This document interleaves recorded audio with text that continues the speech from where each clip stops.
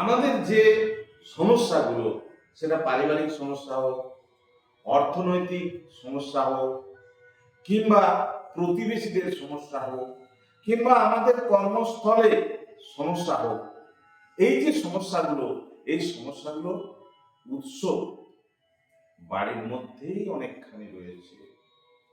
ফলে সঠিকভাবে যদি তার নিউরোলজিক্যাল বিষয়গুলো আমরা লক্ষ্য করি, তাহলে তার এই সমস্যাগুলো সঠিক উৎস আমরা জানতে পারবো।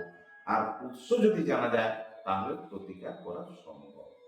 ফলে আমরা অফিসে কেউ আমাকে হিট করে কথা বলছে, আমাকে ইনসাল্ট করেছে, খারাপ ব্যবহার করেছে, আমরা কি করি? সঙ্গে সঙ্গে তার পাল্টা অ্যাকশন দিয়ে দিই।